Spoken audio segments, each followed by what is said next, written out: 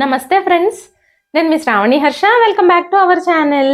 ఇవాళ మన కథ సరైన నిర్ణయం. కథని చివరి వరకు వినండి. నచ్చితే కనుక ఖచ్చితంగా తప్పకుండా ఒక్క లైక్ చేయండి. ఈ కథ పైన మీ విలువైన స్పందనని కామెంట్ రూపంలో మాకు తెలియజేయండి. కొత్తవారు ఎవరైనా చూస్తున్నట్లయితే మన ఛానల్ని సబ్స్క్రైబ్ చేసుకోండి. అంతేకాకుండా యూట్యూబ్లో కొత్తగా వస్తున్న హైప్ ఆప్షన్ అయితే క్లిక్ చేసి హై పాయింట్స్ ఇవ్వడం మాత్రం అస్సలు మర్చిపోకండి. మీరు ఇచ్చే లైక్లు, షేర్లు, కామెంట్లు, ఇంకా ఈ హై పాయింట్స్ అనేవి మరెన్నో మంచి మంచి కథల్ని మీకు చదివి వినిపించడానికి నాకు ఎంతగానో ప్రోత్సాహాన్ని ఇస్తాయండి. మరైతే ఇప్పుడు మనం కథలోకి వెళ్ళిపోదాము. ఉదయం 8 గంటల సమయం అవుతోంది. శకుంతల గారు ఇంట్లో టిఫిన్ పనులన్నీ పూర్తి చేసి టీ తాగుతూ న్యూస్ పేపర్ తిరగేస్తూ ఉన్నారు. న్యూస్ పేపర్ని చూస్తున్న ఆవిడ న్యూస్ పేపర్లోని ఒక న్యూస్ చూసి ఒక్కసారిగా షాక్ అయిపోయింది.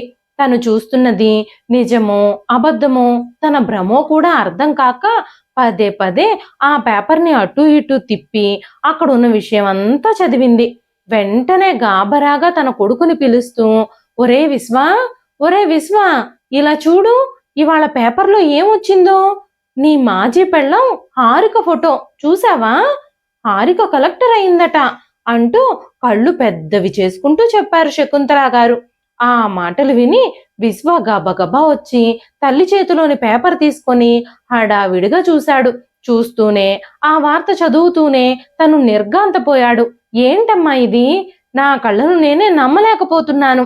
హారిక కలెక్టర్ అవ్వడం ఏమిటి అంటూ నోరెళ్ళబెట్టాడు. కాసేపు ఇద్దరూ తర్జన భర్జనలు పడ్డాక శకుంతల గారు, అరే విశ్వా, ఇప్పుడు ఏం చేద్దాంరా అన్నారు. చేసేదేముందమ్మా, చేతులారా తనని ఇంట్లో నుంచి పంపించేశాంగా. తనతో విడాకులు కూడా తీసేసుకున్నాను. ఇప్పుడు తను కలెక్టర్ అయినా డాక్టర్ అయినా మనకేమిటి ఉపయోగం? ఇప్పుడిక తను నా భార్య కాదు కదా అంటూ ఓ సూరుమంటూ కూర్చున్నాడు విశ్వ. వెంటనే శకుంతల గారు, అలా ఎలా వదిలేస్తాంరా?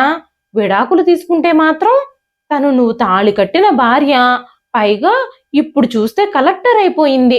ప్రేమగా 4 మంచి మాటలు చెప్పి బ్రతిమాలి ఎలాగైనా సరే తనని ఇంటికి తీసుకురావాలి.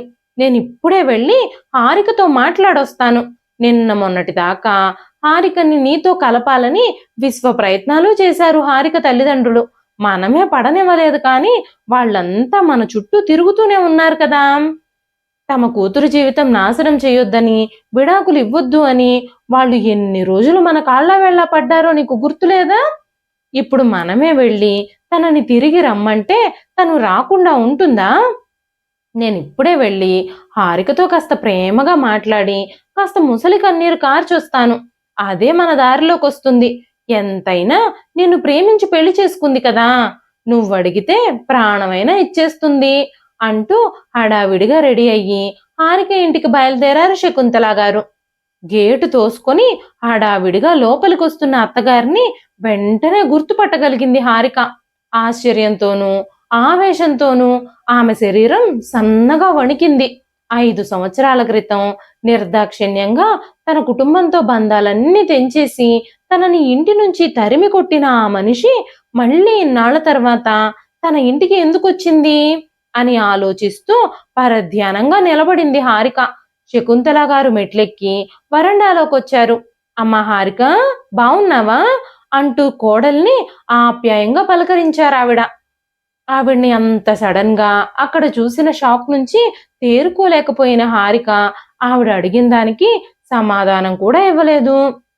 ఇంత సడన్ గా ఇప్పుడు ఈవిడ మా ఇంటికి ఎందుకు వచ్చిందబ్బా? నోట్లో తేనె పోసుకున్నట్టు ఇంత తీయగా హారిక హారిక అంటూ అంత ప్రేమగా ఎందుకు మాట్లాడుతుంది అన్న ఆలోచనతో పరధ్యానంలోనే ఉండిపోయింది హారిక. పాపం, మీ అమ్మా నాన్నలిద్దరూ పోయారటగా, నాకిప్పటి వరకు తెలియలేదు. పాపం, ఎంత కష్టం వచ్చిందో నీకు. బాధపడకమ్మా, ఏం చేస్తాం, ఏది మన చేతుల్లో లేదు కదా. అయితే ఇప్పుడు ఒంటరిగానే ఉంటున్నావన్నమాట అన్నారు శకుంతల గారు. ఆ స్వరంలోని సానుభూతి ఆమె గుండెల్లో సూదిలా గుచ్చుకోసాగింది. జరిగిన దానికి నేను విశ్వ చాలా బాధపడుతున్నామమ్మా అని ఆవిడ అడగానే, విశ్వ అనే ఆ పేరు వినగానే ఒళ్ళంతా జల్లుమంది హారికకి. శకుంతల గారు అక్కడే కుర్చీలో కూర్చుంటూ కాసిన మంచినీళ్ళు ఇయ్యమ్మా అన్నారు. హారిక పరధ్యానంగానే వంటగదిలోకి వెళ్ళి మంచినీళ్లు తెచ్చి ఆవిడకిచ్చింది. హారిక మనసంతా గజిబిజిగా గందరగోళంగా ఉంది. జ్ఞాపకాల తెరలు తెరలు తెరలుగా అటు ఇటు కదిలిపోతున్నాయి. ఆవిడ మంచినీళ్లు తాగి గొంతు సవరించుకుంది. మమ్మల్ని క్షమించమ్మా హారిక అనగానే ఆవిడ వైపు అభావంగా చూసింది హారిక. ఆవిడ తనని క్షమించమని ఎందుకు అడుగుతుందో, ఇప్పుడు ఆవిడ రాకకు గల కారణం అసలు ఏమిటో, వాళ్ళిద్దరి మధ్య జరుగుతున్న ఈ సంభాషణ అంతా అసలు దేనికి దారితీస్తుందో అని మనసులోనే ఆలోచించుకుంటుంది హారిక. గతంలో నీ పట్ల మేం చాలా క్రూరంగా ప్రవర్తించామమ్మా. ఇంటి కోడలైన నిన్ను కట్నం కోసమని చాలా హింసలు పెట్టాము. నిన్ను నిర్దాక్షిణ్యంగా ఇంట్లో నుంచి గెంటేశాము. నేను నా కొడుకు పెళ్లి విషయంలో వాడి మీద చాలా ఆశలు పెట్టుకున్నాను. గొప్పింటి సంబంధం చూసి మంచి కట్నం ఇచ్చే వాళ్ళని వెతికి వాడి పెళ్లి చేయాలి అని అనుకున్నాను. వాడు నా కలలన్నీ కల్లలు చేసేసి నిన్ను ప్రేమించి పెళ్లి చేసుకోగానే నేను చాలా బాధపడ్డాను. ఆ బాధలోనే నువ్వు నా ఇంట్లో అడుగుపెట్టిన దగ్గర నుంచి నీతో అలా ప్రవర్తించానే తప్ప నేను సహజంగా అంత చెడ్డదాన్నేమీ కాదమ్మా. అసలు ఇప్పుడు నేను చెప్పొచ్చేది ఏమిటంటే, నువ్వా ఒంటరిదానివి, మీ అన్నయ్య వదిన ఉన్నా వాళ్ళు నిన్ను బాధ్యతగా ఎన్ని రోజులని చూసుకుంటారు? వాళ్ళు నీకు జీవితాంతం ఆసరా అయితే కాలేరు కదా. నువ్వు కలెక్టర్ అయ్యావని విన్నాను. నిజం చెబుతున్నాను, నా కూతురే కలెక్టర్ అయినంతగా ఆనందించాను నేను అనగానే, ఆ మాటలు వినగానే శకుంతల గారు ఇన్ని రోజుల తరువాత తనని వెతుక్కుంటూ ఎందుకొచ్చారో హారికకి అర్థమైపోయింది. వెంటనే హారిక ఆవిడని చూస్తూ తన పెదవుల మీద ఏ భావము లేని నవ్వు ఒకటి విసిరింది. వెంటనే శకుంతల గారు మాట్లాడుతూ, నువ్వు కలెక్టర్ అయినా దానమ్మ మొగుడైనా పక్కనే మొగుడున్న దారి రాదు కదా. పక్కనే భర్త ఉన్న స్త్రీకి సమాజంలో విలువ గౌరవము లభిస్తుంది. భర్త లేకపోతే కలెక్టర్ అయినా డాక్టర్ అయినా సమాజంలో విలువ ఎందుకు ఇస్తారు? మన వెనకాల ఎన్ని మాటలు మాట్లాడుకుంటారో నీకు తెలియంది కాదు. ఎంత పెద్ద పదవిలో ఉన్నా, ఎంత పెద్ద హోదాలో ఉన్నా, ఎంత పలుకుబడి ఉన్నా ప్రతి మగాడు భర్త లేని ఆడదాన్ని చులకనగానే చూస్తాడు. అందుకని అసలు ఇప్పుడు నేను చెప్పేది ఏమిటంటే, నువ్వు గతంలో జరిగిందంతా ఒక పీడకలలా మర్చిపోయి మా విశ్వాతో జీవితాన్ని పంచుకుంటే అందరికీ మంచిది అన్నారావిడ. ఆ మాటలకి హారిక వెంటనే మాట్లాడుతూ, విశ్వాకి మళ్ళీ నాతో కలిసి ఉండడం ఇష్టమేనా అంటూ మొదటిసారిగా నోరు విప్పి మాట్లాడింది. హారిక పరీక్షగా అత్తగారి మొహంలోకి చూస్తూ ఆ ప్రశ్న అడిగింది. నీకు అనుమానం అస్సలు అవసరం లేదమ్మా. నేను విశ్వ ఈ విషయం గురించి చర్చించుకున్నాకే నేను నీ దగ్గరకు వచ్చాను. నిజానికి వాడే నీ దగ్గరికి రావాలి అని అనుకున్నాడు. కానీ నీకెదురు పడడానికి వాడికి మొహం చెల్లక బాధపడుతూ ఉంటే మిమ్మల్ని ఇద్దరిని ఎలాగైనా సరే కలపాలి అన్న ఆశతోనే నేనే నీ దగ్గరకు వచ్చేశాను. నిజానికి వాణ్ణి నొదులుకుంది నా వల్లే కదా.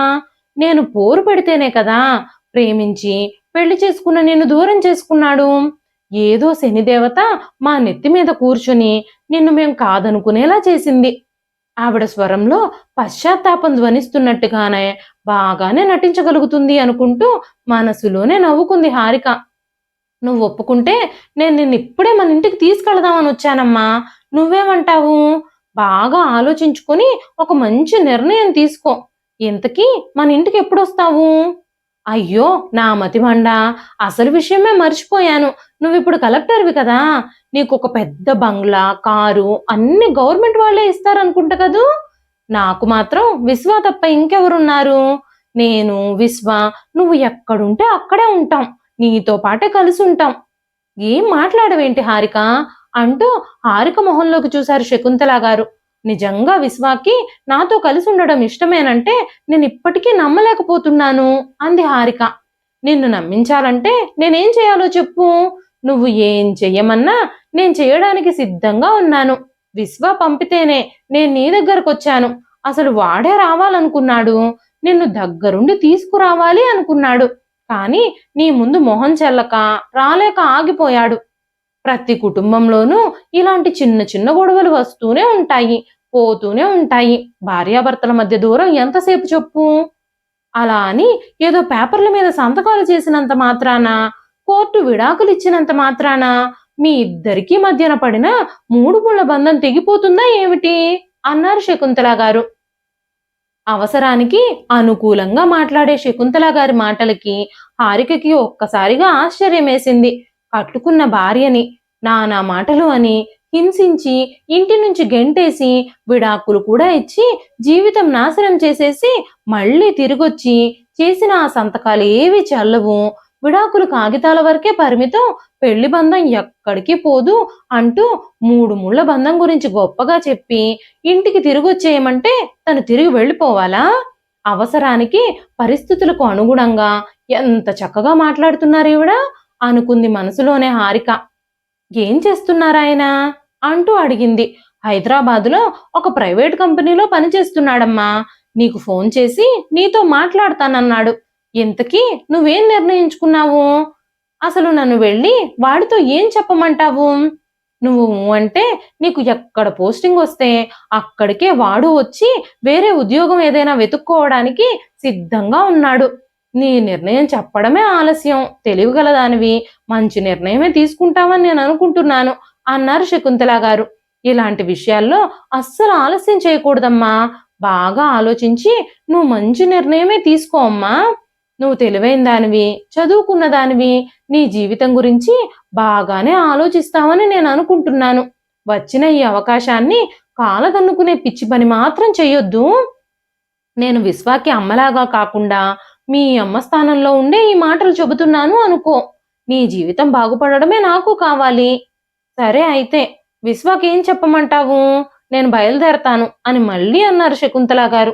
నాకు ఫోన్ చేసి మాట్లాడతాను అని అన్నారని మీరే చెప్తున్నారు కదండి. ఆయన ఫోన్ చేసి మాట్లాడినప్పుడు డైరెక్ట్గా నేనేం చెప్పాలనుకున్నది ఆయనకే చెప్తానులేండి అంది హారిక. నీ నిర్ణయం కోసమే మేమిద్దరం ఎదురు చూస్తూ ఉంటాము. నా బంగారు తల్లి, మీరిద్దరూ కలిసి కాపురం చేసుకుంటూ ఉంటే చూడాలని నాకు ఆశగా ఉందమ్మా. సరేనమ్మా, జాగ్రత్త, నేను ఇక వెళ్ళొస్తాను అంటూ సంతోషంగా కళ్ళు పెద్దవి చేసుకుని నవ్వుకుంటూ వెళ్ళిపోయారు శకుంతల గారు. హారిక అక్కడే ఉన్న కుర్చీలో కూలబడిపోయింది. మీరిద్దరూ కలిసి కాపురం చేసుకుంటే చూడాలనే నా ఆశ అన్న శకుంతల గారి మాటలు హారిక చెవుల్లో రింగుమని మోగుతూ ఉన్నాయి. మావాడు దరిద్ర దేవతని కోరి మరీ వరించాడు. ఈ దరిద్రం మాకు వదిలిపోతే అమ్మవారికి పొర్లు దండాలు పెడతాను. నా కొడుకేం వాడు పెద్ద ఆఫీసర్ అవుతాడు. లక్షల్లో కట్నం ఇచ్చే సంబంధాలు మా వాణ్ణి వెతుక్కుంటూ వస్తాయి. ఒకప్పుడు అత్తగారే స్వయంగా అన్న మాటలివి. ఆవిడన్న ప్రతి మాట గుర్తొస్తూ ఉంటే మనసుని రంపంతో కోసినట్టుంది హారికకి. ఎంత మరిచిపోదామన్నా మరిచిపోలేని గతం అది. ఆ గతమంతా తన కళ్ళ ముందు నిలబడి ఆమె మనసులో అల్లకల్లోలం సృష్టిస్తూ ఉంది. హారిక ఈ విషయాలన్నీ ఆలోచించుకుంటూ అక్కడే కుర్చీలో కూర్చుని గతంలోకి జారిపోయింది. హారిక ఎంకాం చదువుతూ ఉండగా అదే కాలేజీలో తన సీనియర్ విశ్వాతో పరిచయం అయింది. ఆ పరిచయం స్నేహంగా, ఆ తర్వాత అది ప్రేమగా మారింది. ఇద్దరి కులాలు ఒకటే కావడం వల్ల వాళ్ల ప్రేమకి పెద్దవాళ్లు పెద్దగా అభ్యంతరం పెట్టలేదు. ఇద్దరి చదువులు పూర్తయ్యి ఉద్యోగాలు వచ్చాక ఇద్దరం సెటిల్ అయ్యాక పెళ్లి చేసుకుందాం అంది హారిక. హారిక ఆలోచనల్ని అస్సలు గెలవనివ్వలేదు విశ్వ. నా చదువు పూర్తయిపోయింది కదా, నువ్వు పెళ్ళయ్యాక చదువుకోవడానికి కూడా నేను మా ఇంట్లో వాళ్ళు ఒప్పుకుంటున్నాం కదా, ఇంక మన పెళ్లికి ఆలస్యం చేయడం ఎందుకు? తర్వాత రోజులు మారే కొద్దీ ఎవరి మనసులు ఎలా మారతాయో తెలీదు.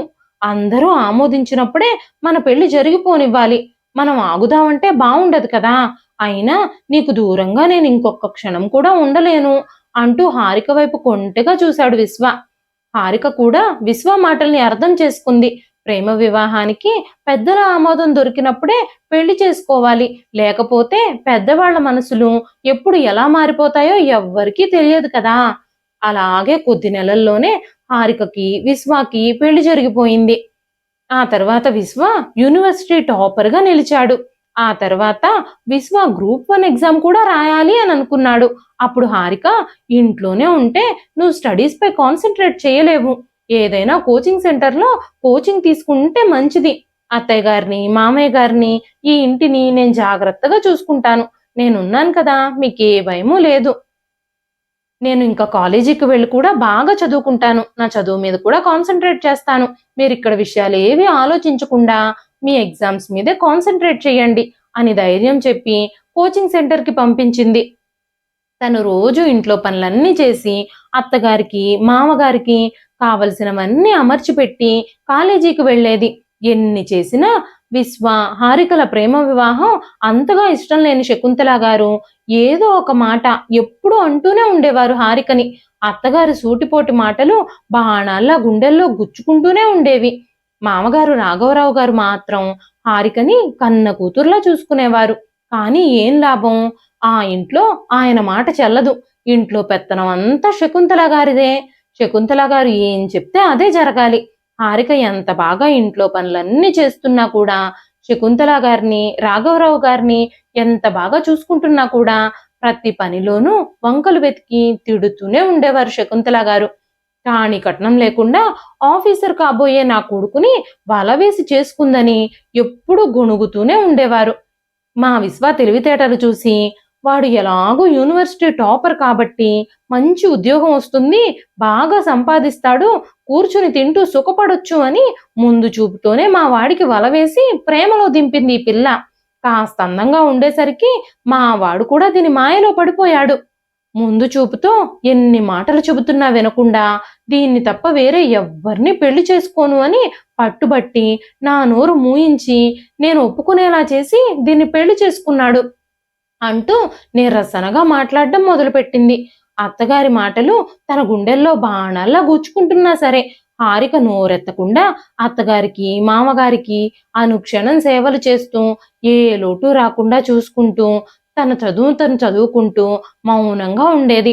అలా రోజులు గడుస్తూ ఉండగా ఒకరోజు శకుంతల గారు మార్కెట్కి వెళ్లారు. మార్కెట్ నుంచి వస్తూనే తెచ్చిన కూరగాయల సంచులన్నీ అక్కడ పడేసి తనకి చేతులు ఆనించుకొని రాఘవరావు గారి ముందు కూర్చొని మార్కెట్కి వెళ్ళొస్తుంటే ఏం జరిగిందో తెలుసా?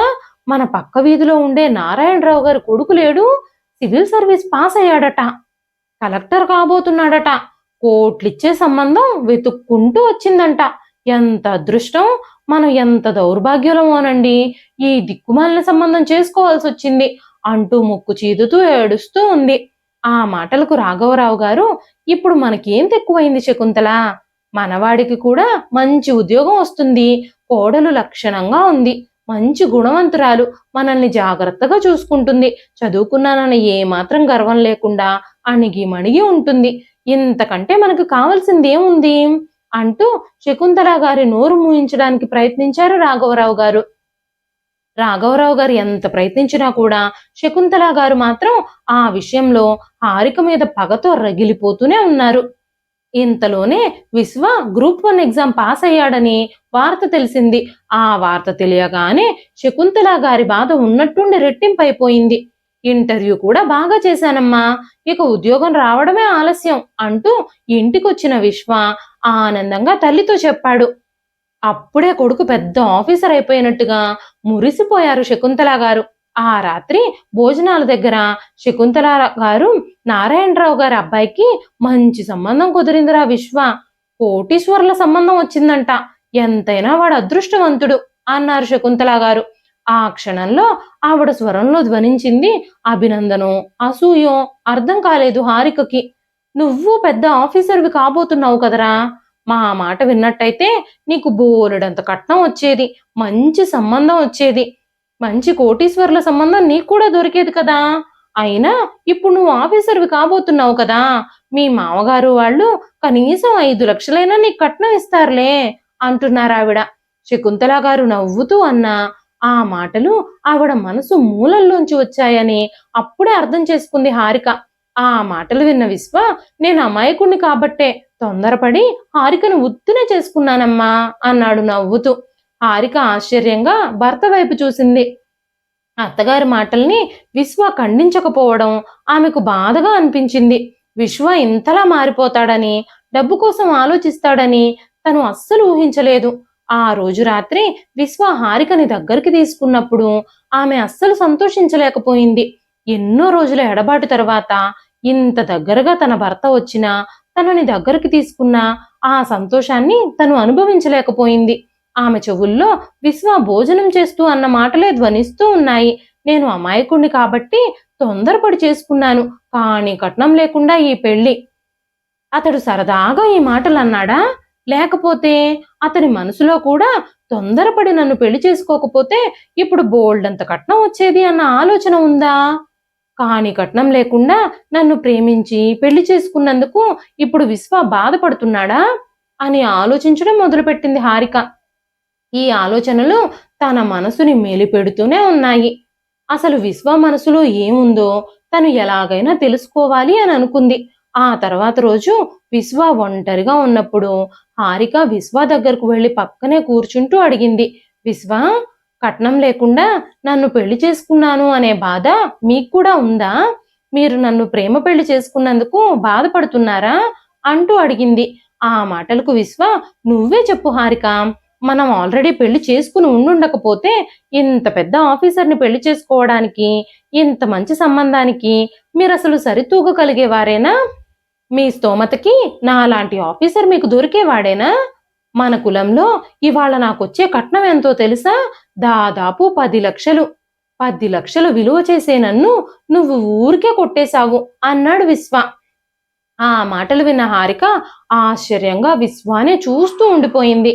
తనని పెళ్లి చేసుకున్నందుకు అతను ఎంత బాధపడుతున్నాడో అన్న భావనే ఆమె మనసును పిండేస్తుంది. విశ్వ ఇంత డబ్బు మనిషిని తను ఎప్పుడూ అనుకోలేదు.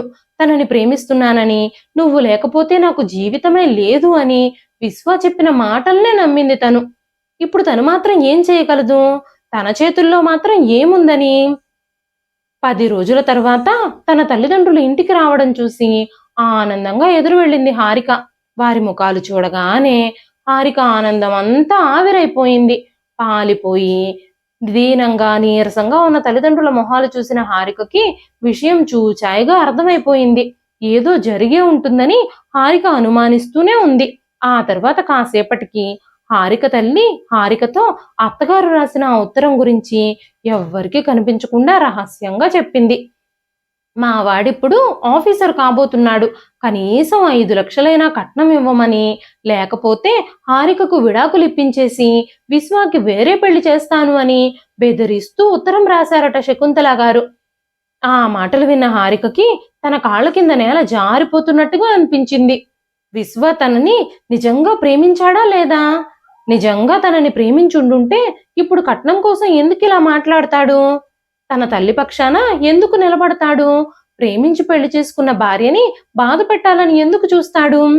అత్తగారు డబ్బు కోసం ఎంతకైనా తెగించగలరని, ఇప్పుడు తన భర్త కూడా డబ్బు మనిషి అయిపోయాడు అని, తన పక్షాన నిలబడడు అని హారికకి కొద్ది కాలంలోనే అర్థమైపోయింది. హారికకు తల్లి కన్నీళ్లు పెట్టుకుంటూ, ఇప్పటికిప్పుడు 5 లక్షలు తెమ్మంటే ఎలాగమ్మా? మన ఇంటి పరిస్థితులన్నీ నీకేమీ తెలియనివి కావు. అయినా మీ పెళ్ళప్పుడు వాళ్లే కదా కట్నం వద్దు, మీ అమ్మాయినిచ్చి మా అబ్బాయికి పెళ్లి చేస్తే చాలు అని అన్నారనే కదా మేము ఈ పెళ్లికి ఒప్పుకుంది. లేకపోతే మన తాహతుకి తగ్గ సంబంధం ఏదో చూసుకొని పెళ్లి చేసేవాళ్ళం. పెళ్ళప్పుడు వాళ్ళు కట్నం వద్దన్నారు అనే కదా నీ పెళ్లి కోసం దాచిన 1,00,000 రూపాయలతో నీకు నగలు చేయించిచ్చాము.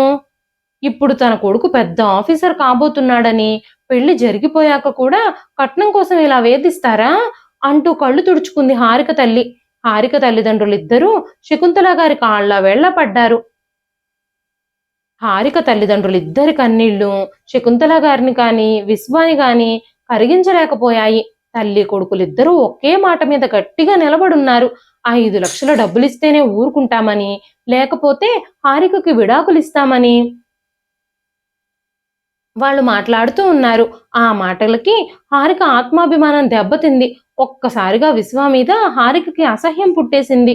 నా కూతురు జీవితాన్ని నాశనం చేయకు బాబు, నీ కాళ్ళు పట్టుకుంటాను అంటూ విశ్వ కాళ్ళు పట్టుకున్నారు హారిక తల్లిదండ్రులిద్దరూ. ఆ దృశ్యం చూసిన హారిక మనసు కాకావికలమైపోయింది. అమ్మా, నాన్న, నేనే తప్పు చెయ్యలేదు. మీరు ఎవ్వరి కాళ్ళు పట్టుకోవాల్సిన అవసరం లేదు. నేను అత్తగారింట్లో సరిగ్గా లేను అంటేనో, నేను కోడలుగా నా బాధ్యతల్ని సరిగ్గా నిర్వర్తించడం లేదు అంటేనో, అత్తగారిని, మామగారిని, భర్తని గౌరవంగా మర్యాదగా చూసుకోవడం లేదు అంటేనో అది నా తప్పు, మీ తప్పు అవుతుంది. కానీ వీళ్లకు పుట్టిన డబ్బు మీద దురాశ కూడా మన తప్పు ఎలా అవుతుంది? మీరు ఎవరి దగ్గర క్షమించమని అడగాల్సిన అవసరం లేదు. ఎవ్వరి కాళ్ళు పట్టుకోవాల్సిన అవసరం అంతకన్నా లేదు. నేను చదువుకున్నాను, ఉద్యోగం చేసి నా కాళ్ళ మీద నేను నిలబడతాను. మీరు నా కోసం ఇలాంటి వాళ్ళ కాళ్ళు పట్టుకోవాల్సిన అవసరం లేదు అంటూ మాట్లాడుతున్న హారిక ఆత్మవిశ్వాసం, అహంకారంలా కనిపించింది శకుంతల గారికి. వెళ్ళవే వెళ్ళు, నీ పీడ విరగడైతే అమ్మవారికి పొర్లు దండాలు పడతానని నేను మొక్కుకున్నాను. నా కొడుక్కేం, వాడికేం తక్కువ, వాడు పెద్ద ఆఫీసర్ కాబోతున్నాడు. నీ తాత లాంటి సంబంధాలు వస్తాయి. ఆడదానివి, నీకే అంత రోషం ఉన్నప్పుడు మగవాళ్ళం మాకెంతుండాలి అంటూ మాటలతోనే బాణాలు విసురుతున్న అత్తగారిని తిరస్కారంగా చూసి ఆ ఇంటి గడప దాటింది హారిక. హారిక ఆ ఇంటి నుంచి వెళ్ళిపోయాక అనారోగ్యంతో కోడలు ఇంట్లోంచి వెళ్ళిపోయింది అన్న బాధతో హారిక మామగారు పూర్తిగా మంచం పట్టారు. హారిక మనసుకు తగిలిన దెబ్బ చిన్నదేమీ కాదు. ప్రేమించి పెళ్లి చేసుకున్న భర్త మోసం చేశాడు అన్న బాధతో తను కుమిలిపోతూనే ఉంది. ఆ గాయానికి సంబంధించిన బాధని మరిచిపోవడానికి ఆమె చదువు అనే మందునే ఎంచుకుంది. తనకి అండగా నిలబడి ధైర్యం చెప్పడానికి తల్లిదండ్రులు ఎలాగూ ఉన్నారు. అయినా సరే విశ్వ చేసిన గాయానికి దెబ్బతిన్న పావురంలాగా తను గిల్లగిలా కొట్టుకుంది. చాలా రోజులు ఒంటరితనం నుంచి తను బయటకు రాలేకపోయింది. ఆ ఒంటరితనాన్ని జయించే ప్రయత్నంలోనే తను మొండిగా మారిపోయింది. చుట్టాలు, బంధువులు, స్నేహితులు హారిక కాపురాన్ని చక్కదిద్దే ప్రయత్నంలో విశ్వ తల్లిదండ్రులతోనూ విశ్వతోనూ రాయబారాలు మొదలు పెట్టారు. అయితే వాళ్ళు చేసిన ప్రతి ప్రయత్నము విఫలమైపోయింది. శకుంతల గారు డబ్బు కోసం గట్టిగానే నిలబడ్డారు. అప్పుడే తెలిసింది విశ్వ గ్రూప్ 1 ఇంటర్వ్యూలో సెలెక్ట్ కాలేదు అని. ఆ విషయం తట్టుకోలేని శకుంతల గారు చాలా రచ్చ చేశారు. దీనంతటికీ హారిక ఏడుపే కారణమని, హారిక దురదృష్టవంతురాలు అని, తన దురదృష్టం వల్లే విశ్వకి ఉద్యోగం రాలేదని, నిక్షేపంలా ఉన్న మామగారు కూడా హారిక ఆ ఇంట్లో అడుగు పెట్టాకే మంచం పట్టారని నోటికొచ్చినట్టు తిట్టిపోశారు శకుంతల గారు. నా బిడ్డలాంటి యూనివర్సిటీ టాపర్కే ఉద్యోగం రాలేదు అంటే ఆ దరిద్ర మొహందే కారణం, దాని ఏడుపులే కారణం.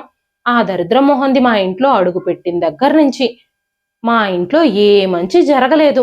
ప్రతి విషయానికి దాని ఏడుపే కారణం. పరమ నష్టజాతకం తనది. దాన్ని తిరిగి మళ్ళీ నా ఇంట్లోకి రానిచ్చే ప్రసక్తే లేదు.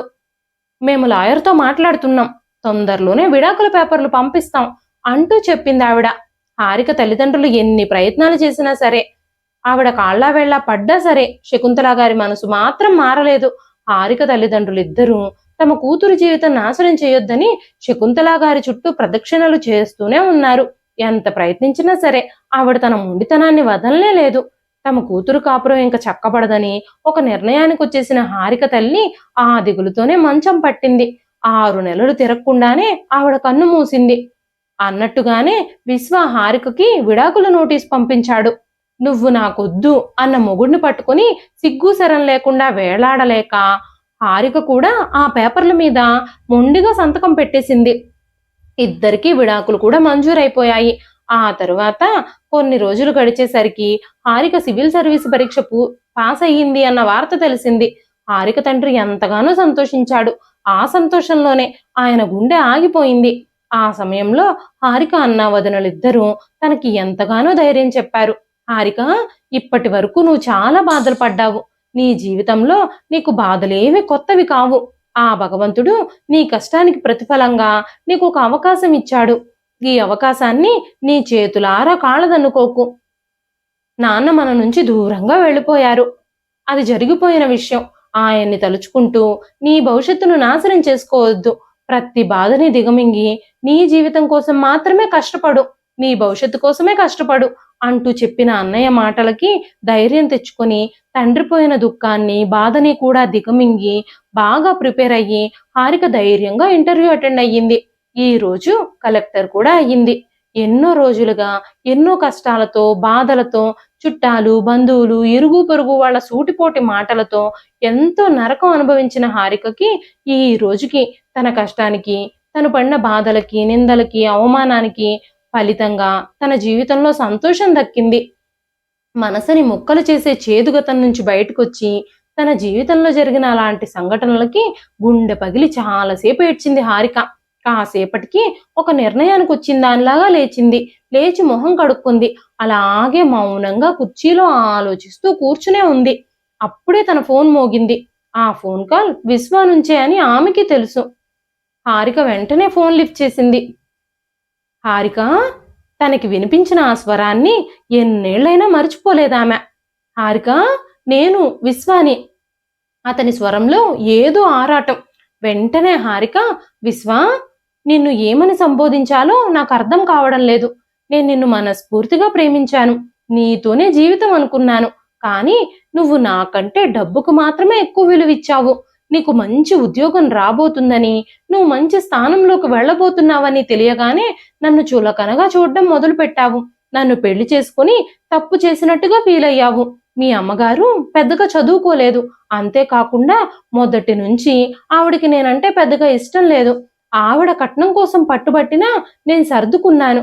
కానీ పెద్ద చదువులు చదువుకుని యూనివర్సిటీ టాపర్ అయిన నువ్వు ఒక అనాగరికుడులాగా కట్నం కోసం పట్టుబట్టడం, వయసులో పెద్దవాళ్లనే మర్యాద గౌరవం కూడా లేకుండా, పిల్లనిచ్చిన అత్తామామలని కూడా చూడకుండా నా తల్లిదండ్రులు నీ కాళ్ళు పట్టుకున్నప్పుడు కాస్తైనా కనికరం చూపించకపోవడం, ప్రేమించి పెళ్లి చేసుకున్న భార్యని కట్నం కోసం వదిలేయడం, ఇవన్నీ కూడా నాకు నీ మీద అసహ్యం కలిగేలా చేశాయి.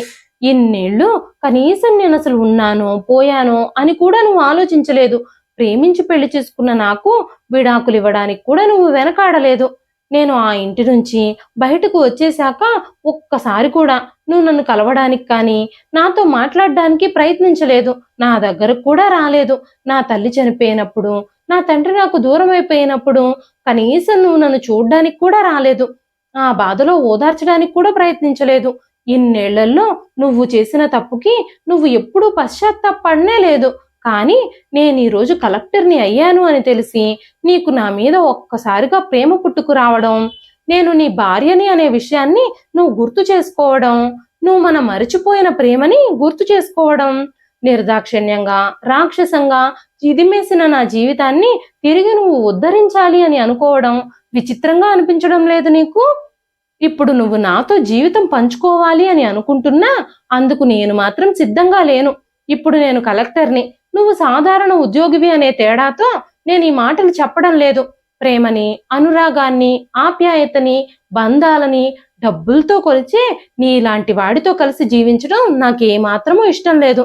ఒకప్పుడు నువ్వు ప్రేమిస్తున్నాను అని, నేను లేకపోతే నువ్వు లేవు అని నువ్వు చెప్పిన మాటల్ని నమ్మి నేను నీ జీవితంలోకి వచ్చాను. అప్పుడు నేను చేసింది ఎంత పెద్ద తప్పో పెళ్ళైన కొద్ది రోజులకే నేను అర్థం చేసుకున్నాను. నీలాంటి వాడిని ప్రేమించి పెళ్లి చేసుకున్నందుకు ఆ పాపానికి తగిన శిక్షని నేను ఆల్రెడీ అనుభవించేశాను.